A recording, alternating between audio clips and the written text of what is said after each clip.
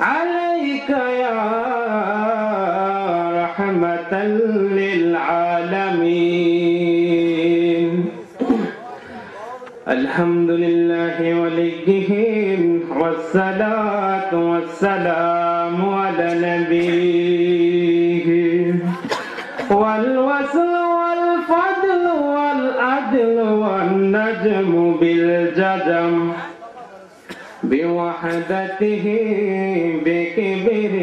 بكبريائه بسلطان وبإحرام وباتقال وبإيمان وبيان في فرقان وحده لا شريك له ولا نظير له ولا مثل له ولا مثال له ولا جد له ولا ند أجمل أنور أجدر أكملنه ونشهد أن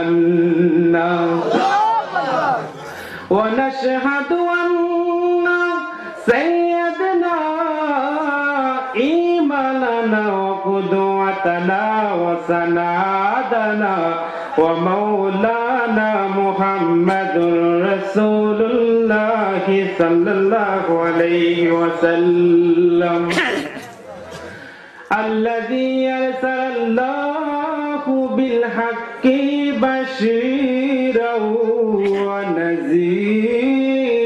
ونذيرا وداعيا إلى الله بإذنه وسراجا منيرا সকলে আমার সঙ্গে মোহাব্বত করনা আউযু বিল্লাহি মিনাশ শাইতানির রাজিম বিসমিল্লাহির রাহমানির রাহিম ইয়া আইয়ুহাল্লাযীনা আমানু উদখুলু ফিস-সিলমি কাফা সাদাকাল্লাহুল আলিয়্যুল আযীম ওয়া সাদাকা রাসূলুকুন নাবিয়্যুল হাবিবুল কারীম একটি জমানো বন্ধ রাখবেন না গো সকলে মায়ার সুরে মোহব্বতে পড়ুন আল্লাহু আকবার প্রাঞ্জল ভাষায় বলুন ইয়া রাসূলুল্লাহ উচ্চ আওয়াজে বলুন ইয়া ওলি আল্লাহ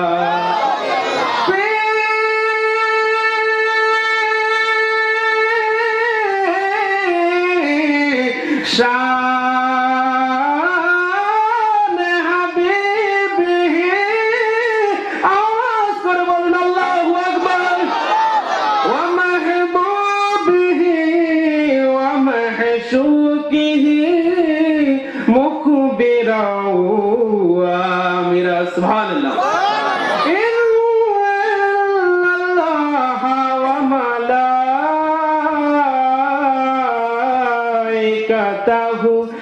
يصلون على النبي يا أيها الذين آمنوا صلوا عليه وسلموا تسليما اللهم صل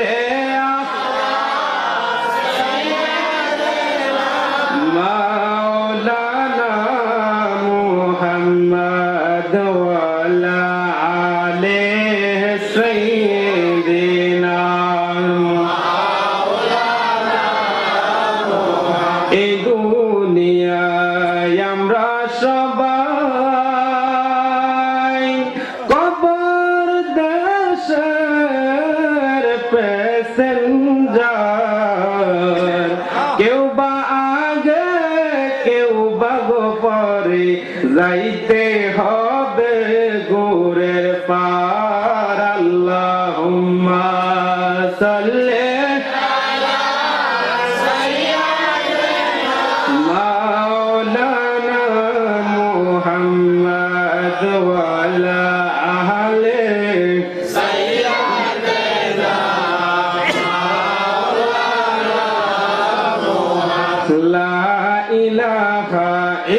ইল্লাল্লাহ জোরে লা ইলাহা ইল্লাল্লাহ লা ইলাহা ইল্লাল্লাহ লা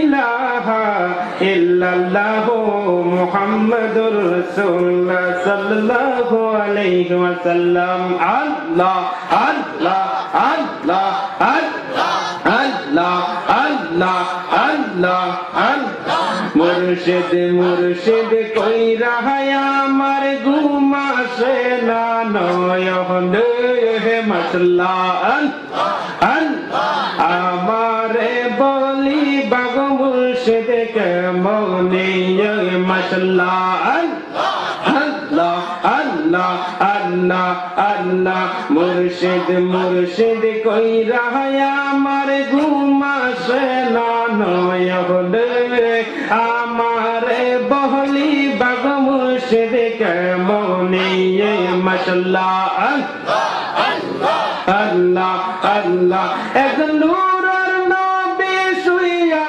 রইছে গো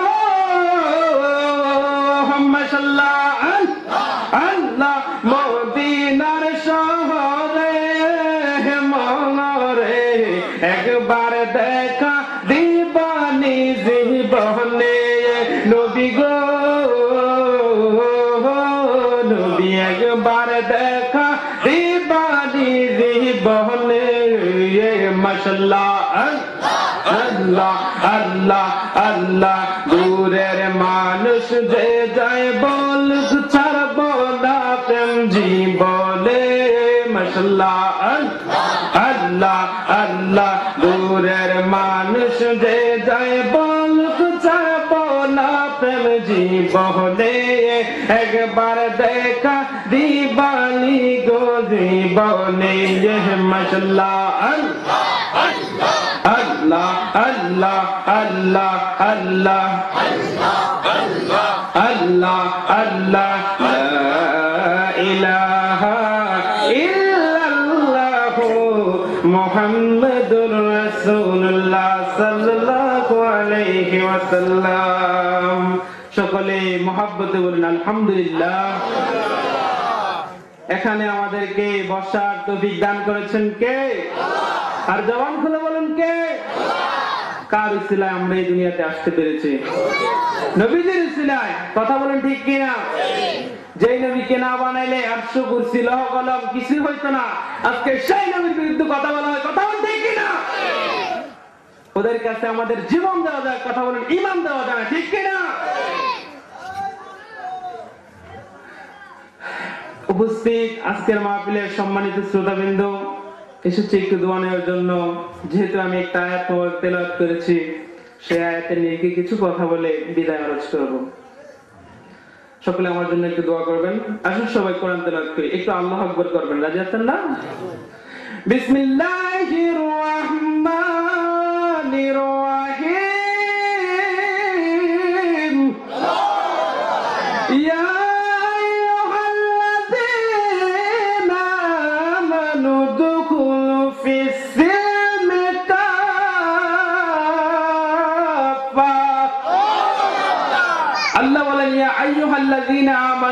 হে ঈমানদারগণ, উদখুলু তোমরা প্রবেশ করো কিসে? গর্তে, ফিস সিলমি ইসলামের ভিতর, কাফা পরিপূর্ণভাবে। কথা বলেন ঠিক কিনা? যে আল্লাহ নির্দেশ দিয়েছেন আমাদেরকে ইসলামের ভিতর পরিপূর্ণভাবে ঢোকার জন্য, যদি অর্ধেক মানলেন অর্ধেক মানলেন না, তাহলে কি ইসলাম মানা হলো? আল্লাহর কথা কি পালন করা হলো? দীর্ঘ আলোচনা করব না, একটু আয়াতে নিরিখে আলোচনা করে বিদায় নিয়ে যাই। আমরা মুসলমান, প্রশ্ন আসতে পারে যে এ যদি মুসলমান, এই যেহেতু মুসলমান ছিল, হুসাইনি মুসলমান না আমরা যদি মুসলমান? যদি হুসাইনি মুসলমান হয়ে থাকি তাহলে আমরা একটু হুসাইনের আলোচনা করব, তারপরে বিদায় আলোচনা করব। একদিন আমার নবীজির কলিজার টুকরা নবীজির দুই নাতি ইমাম হাসান হুসাইনকে দুই পাদক মুবারকে বসালেন, জোরে বলুন সুবহানাল্লাহ। আর নবীজির সামনে নবীজির সন্তান ইব্রাহিমকে বসালেন। এই সময় জিবরাইল আলাইহিস সালাম বললেন, ইয়া রাসূলুল্লাহ, আজকে এখান থেকে তো যে কোনো একজনকে বিদায় দিতে হবে। আমার নবী ডাক দেয়, এ জিবরাইল, যদি এখান থেকে কাউকে নিয়ে যেতে হয় তাহলে আমার সন্তান ইব্রাহিমকে লইয়া যাও। সুবহানাল্লাহ। জিবরাইল আলাইহিস সালাম ডাক দেয়, ইয়া রাসূলুল্লাহ, নবী গো, ও মায়ার নবী, পৃথিবীর সমস্ত বাবা তার ছেলে সন্তানের জন্য পাগল, কিন্তু আপনি কেন সন্তানকে বিদায় দিয়ে দেন? আপনার দুই নাতিকে কেন বিদায় দেন না? আমার নবী ডাক দেয়, জিবরাইল, আমি এই দুই নাতিকে কেন বিদায় দেই না? কারণ আমার সন্তান ইব্রাহিমকে যদি আপনি লইয়া যাও একজন মাত্র কান্না করবে, আর আমার নাতিদেরকে যদি লইয়া যাও কাঁদবে সারা দুনিয়া। আমার নবী ইব্রাহিমকে বিদায় দিয়ে দিলেন, ইমাম হাসানের ঠোঁটের মধ্যে চুমা দিলেন, আর হযরতে হুসাইনের গলার মধ্যে চুমা দিলেন। ইমাম হুসাইন রাদিয়াল্লাহু তাআলার অন্তরে প্রেমে ঢেউ উঠে গেছে গো। মা ফাতেমা ডাক দিয়ে, হুসাইন, তোমার মনটা কেন খারাপ দেখা যায়? ইমাম হুসাইন ডাক দিয়ে কই, মা, আপনার আব্বা আমার নানা আমাদের দুই ভাইকে দুই রকম আদর করেছে। আমার ভাই হাসানের ঠোঁটের মধ্যে চুমা দিয়েছে, আর আমি হুসাইনের গলার মধ্যে চুমা দিয়েছি। মা ফাতেমা ডাক দিয়া কই, ইয়া রাসূলুল্লাহ, নবী গো, আপনি কেন আমার সন্তান ইমাম হুসাইনের গলার মধ্যে চুমা দিলেন আর হাসানের ঠোঁটের মধ্যে চুমা দিলেন? আমার নবী ডাক দিয়া কয়, ফাতেমা, কেন চুমা দিয়েছি তুমি জানলে অবাক হয়ে যাবে, অস্থির হয়ে যাবা।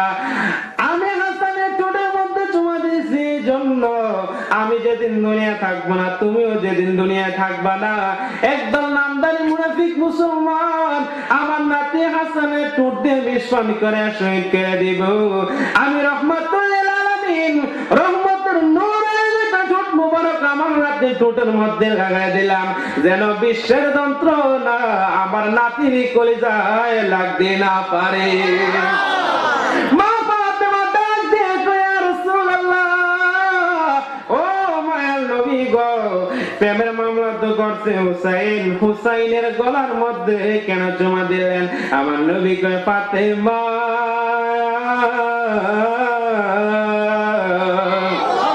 হুসাইনের দুঃখের কথা যদি তুমি শুনো, তুমি মা সহ্য করতে পারবা না। মা ফাতেমা ডাক দেয়, ইয়া রাসূলুল্লাহ, আমি মা হইয়া ইমাম হাসান হোসেনকে যতটুকু ভালোবাসি গো, আপনি নবী এর চেয়ে কোটি গুণ বেশি ভালোবাসেন। আপনি নবী যদি সহ্য করতে পারেন গো, আমি ফাতেমা কেন পারবো না? আল্লাহ হাবিব কয়, ফাতেমা রে, আমি যেদিন দুনিয়ায় থাকবো না, তুমিও সেদিন দুনিয়ায় থাকবা না। একদল নামদারি মুনাফিক মুসলমান আমার নাতি হুসাইনের গলার মধ্যে চুরি চালাই দিব। আমি রহমাতুল লিল আলামিন, রহমতের নূরের ঠোঁট মুবারক আমার নাতির গলার মধ্যে লাগাই দিলাম, যেন আমার নাতি মরণে কষ্ট না পায়। মা ফাতেমা কয়, আমি কোরবানি মানি না, ছেলের জন্য দরদ আছে কিনা? আমাদের এলাকার মধ্যে মায়ের ছেলের জন্য দরদ আছে কিনা? মা কত কষ্ট করে সন্তান লালন পালন করে, এই মাকে অনেকে কষ্ট দেয়। এই মা যদি দুনিয়ার থেকে বিদায় হইয়া যায়, তখন তুমি বুঝবে কি হারাইলা। এ দুনিয়ার যুবক ভাইরা গো, মাকে কোনোদিন কষ্ট দিবা না। যদি মাকে কষ্ট দাও, কোনদিন তুমি সুখী হইতে পারবা না। আরে মায়ের কান্দন যাবজ্জীবন, আর বোনের কান্দন 2-4 দিন, ঘরের পরিবারের কান্দন 2-4 দিন পর থাকে না।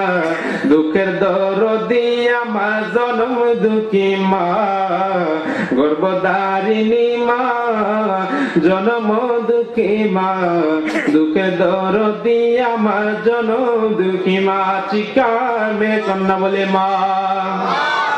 এই মায়ের মনে কোনদিন কষ্ট দিও না, তাহলে আমার আল্লাহ তোমাকে জান্নাত দিবে না। এবার মা ফাতেমা কই, ইয়া রাসূলুল্লাহ, নবী গো, ও মায়ের নবী, আমি কুরবানি মানি না। আমার নবী ডাক দিয়ে কয়, ফাতেমা, একটু আগে বললাম আমি রাজি হলে তুমি রাজি, এখন কেন রাজি না? আমি মানতে পারি, একটা শর্ত আছে। কয় কি শর্ত? আমি জানতে চাই আমার হাসান হুসাইনের কুরবানি আপনার উম্মতের জন্য কোন নাজাতের কারণ হইব নি।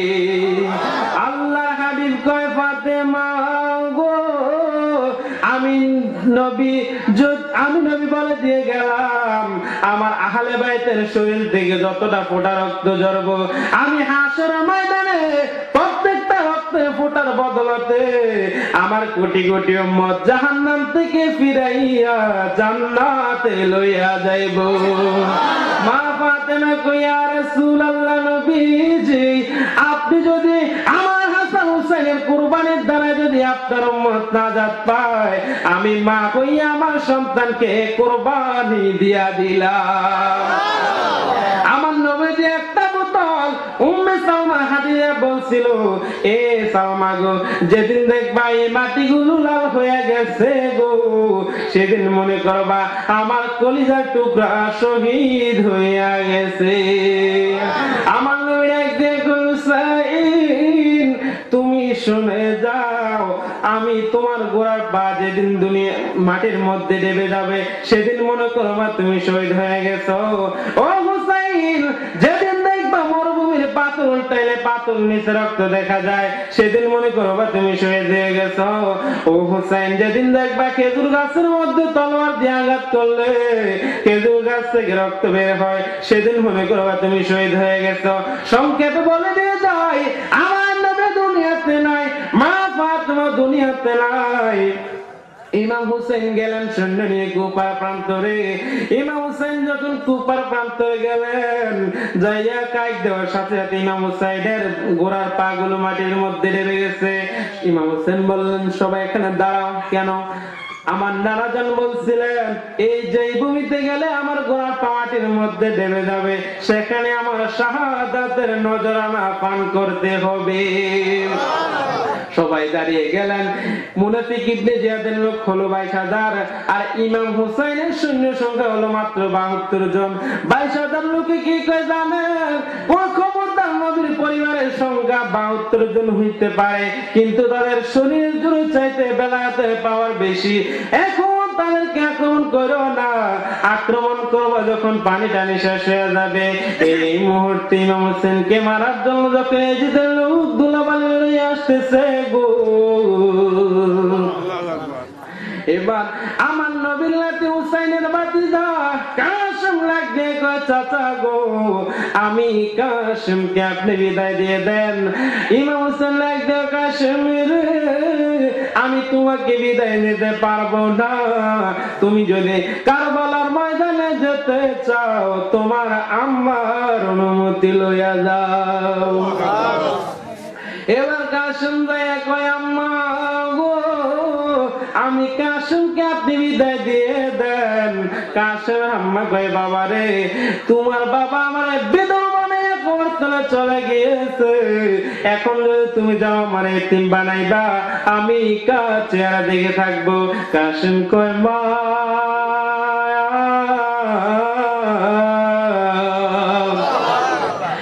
আমি কাসেমকে আপনি বিদায় দিয়ে দেন।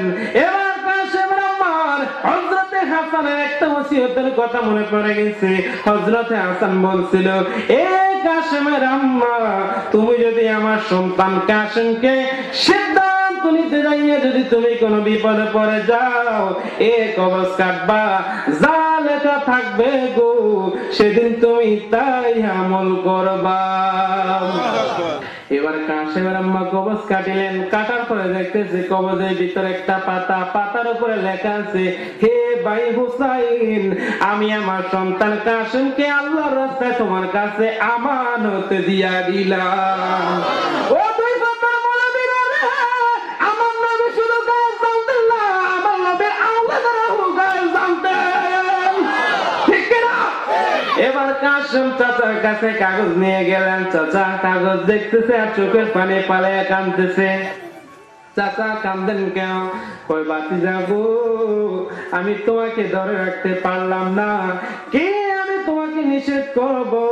তোমার বাবা দুনিয়া থেকে বিদায় হওয়ার আগে তোমাকে কারবালায় যাওয়ার অনুমতি দিয়া দিয়েছে। এবার কাশেম যুদ্ধের পোশাক লাগাইলেন। ইমাম হোসেন ডাক দিয়ে কই, কাশেম তোমার আব্বা তোমার আম্মার কাছে করছে তাবিজের ওসিয়ত, তোমার আব্বা আমার কাছে একটা ওসিয়ত করছে। কই কি? কই আমার মেয়ে সকিনার সঙ্গে তোমার বিয়ের ওসিয়ত। কই ঠিক আছে, বিয়ের কথা পাকাপাকি করেন। এবার কাশেম সকিনার কাছে যায়, কই সকিনা গো,